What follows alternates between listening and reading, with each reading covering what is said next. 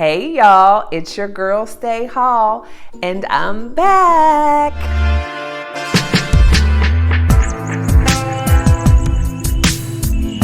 It seems like it has been forever since I have had the opportunity to sit down and record a YouTube video for my Stay Hall channel. And I say for my Stay Hall channel because since I have been absent here, I've been on a different journey with my husband. So we just recently released a book that we co-wrote together called The Hallway, a weekly devotional for today's thriving couples. And we also have a YouTube channel now, which is The Hallway. So definitely feel free to jump over and subscribe to The Hallway. But I realized that I was really missing my lifer tribe. I was missing my one-on-one time with the ladies, just sharing some of the things that only we understand and maybe only we deal with. And I also realized that when I was dealing with a lot of the things with my husband, as far as the whole creative process with things for couples, that there is a lot of individual work that needs to be done before you can truly be a part of a thriving couple. And so as we're writing that book and recording our content for YouTube, I still in the back of my mind was like, I need to share some of this stuff with my lifers. And so here I am. Today, I just kind of wanted to talk about my main passion, which is self-love. And self-love as it pertains to being in a relationship, a committed relationship, you know, if you're engaged, if you're married, whatever, just the importance of having self-love in that whole situation. When we talk about couples, we talk a lot about how we have to love each other, we have to be kind to each other, we have to make room for one another.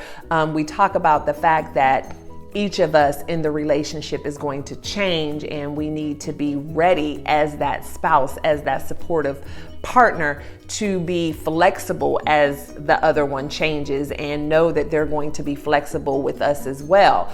But I realized as we were going through that process that a lot of that needs to be done individually before you even enter into a relationship with another person. Or if you got into the relationship and didn't know and didn't have the resources or the information to do the work beforehand, it's never too late to do it now. So most of us have the desire to one day be a part of a thriving couple. We want that happily ever after. We want that soulmate. We want that life partner. And we feel like that is what will complete us. And once we meet this person and we go riding off into the sunset, there's our happy ending. But we don't realize that there is no way to ever truly have that if we don't have that with ourselves first. And so there's not much that needs to be done in a relationship as far as the nurturing and the maintenance and the care of a relationship that doesn't need to be done individually. We have to be able to practice that self-care and that self-love and be in a healthy place and be at our highest selves before we even enter into a relationship, if we want to truly go into the relationship strong to have the most opportunity to achieve the success that we're looking for. And so with that being said, a mistake that I see happen a lot of times with my life coaching clients who are single and wanting to be married is they feel some sort of void in their life that they believe that the marriage will fill, not realizing that that void needs to be filled before we enter into the marriage. We need to make sure that we are able to be happy on our own and not entering into a serious relationship or a marriage looking for someone else to make us happy. Bringing someone else into our lives, creating that partnership, creating that bond is awesome. It's wonderful to have that ride or die person on your team, that person who you can share everything with. However, it's not okay to depend on them to be your happiness. You need to come into the relationship already completely happy with who you are and completely able to thrive on your own. Because if you come in looking for them to give you that, first of all, it's an expectation that they'll never be able to meet, and you will find yourself resenting them because you don't feel any different about yourself. Happiness is something that comes from within. And I think it was Kirk Franklin that said it on one of his songs, and maybe a lot of other people have said it before, but happiness is dependent upon what's happening.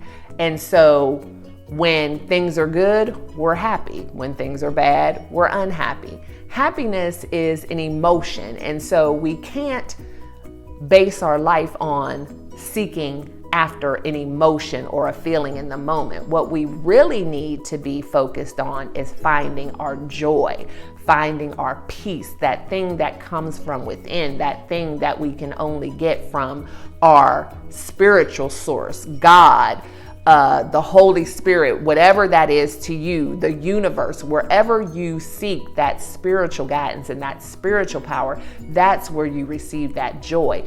And once you finally are able to find your joy and your peace within, that's when happiness happens more often, because you are so joyful and so peaceful and so content that there isn't a whole lot that can make you unhappy. That's why I love when people say, I'm not going to let anyone steal my joy, because once your joy is gone, then hope soon thereafter diminishes as well. And when you have no hope, then it's very difficult to be happy.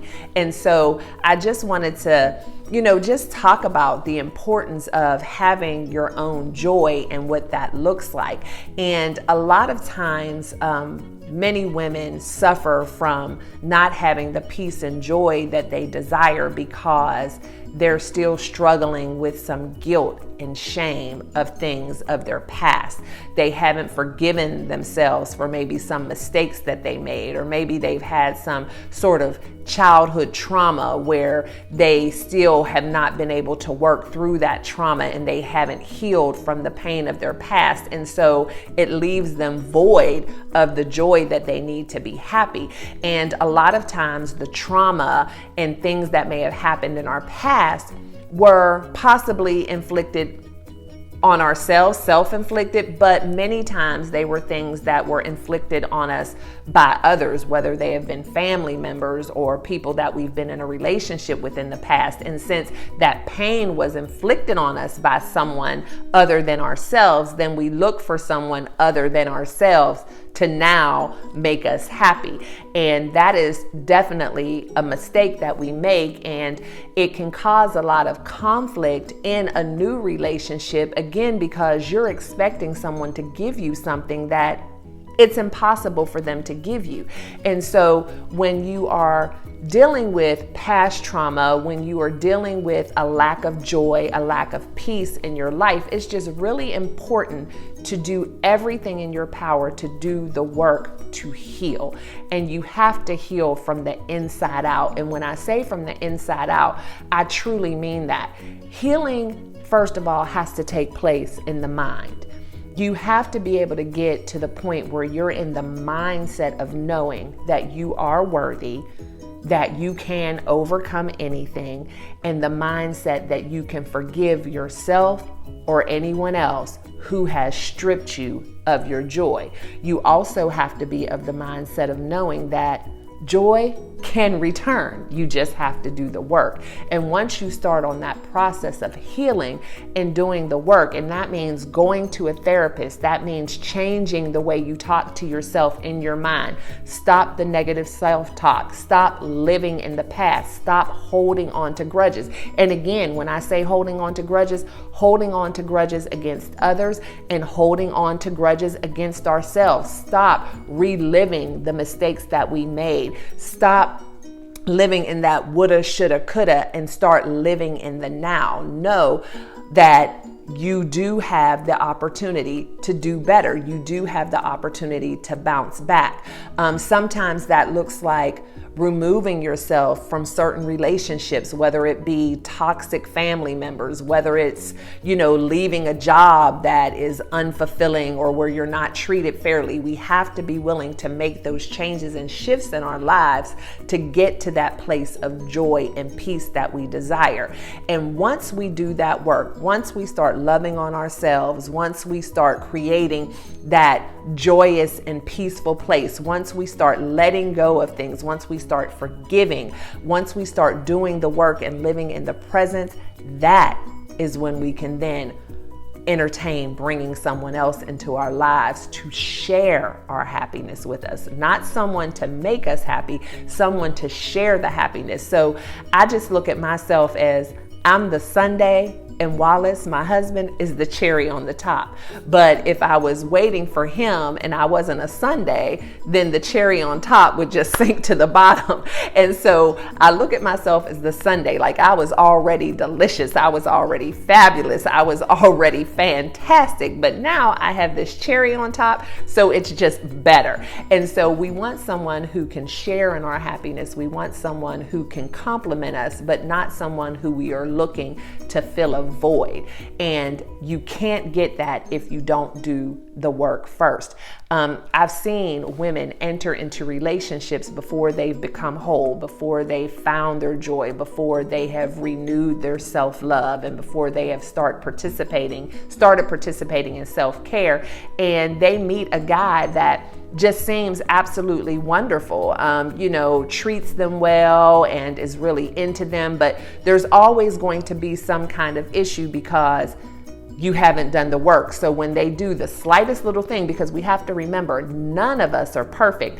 And when you haven't done the work, it doesn't take a whole lot for someone to disappoint you because you have an expectation that's way up here. And so being that we're all human, we all make mistakes, no relationship is ever going to be perfect because no person is ever perfect.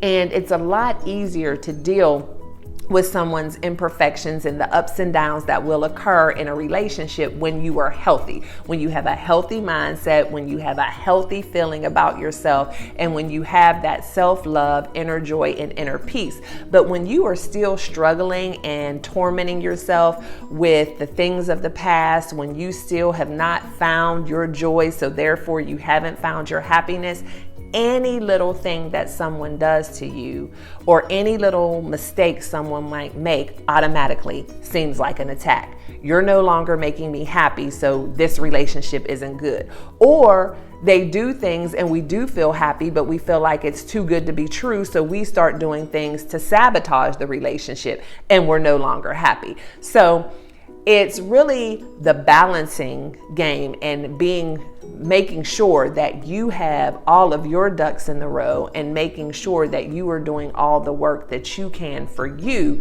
to kind of circumvent possible issues once you bring something else in. And so with all of the work and all of the research that I've been doing with the hallway and writing that book and launching that channel, I realized that the two go hand in hand. So my whole Life for Tribe and Love Yourself First explicitly makes even more sense to me now since I've done so much research and work on how to be a part of a thriving couple. Because what I realized and what I always knew is true is that if you don't truly love yourself first explicitly, then you can never genuinely love anyone else or genuinely be loved. So I just encourage you guys to just continue doing the work, love yourself, practice self-care every single day, and work on that mindset. Stop the negative self-talk. Stop living in the past. Forgive yourself, forgive others, because we have to remember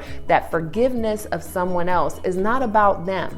It's about us. We want to free ourselves from any trauma. We want to free ourselves from any negative thoughts. And so the way we do that is by forgiveness. And once we forgive, we let it go and we move on in a positive space. So guys, I hope you found some value in this conversation today. I'm so thrilled to be back here on the Stay Hall YouTube channel. Please make sure that you like this video. If you liked it, hit that subscribe button and then hit that notification bell if you want to be notified every time I drop new content, because now I am here to stay. And so I promise to come before you guys each and every week with just some new nuggets to help us all be the best versions of ourselves possible. So until next time, guys, make sure that you always live your life. Love yourself first explicitly.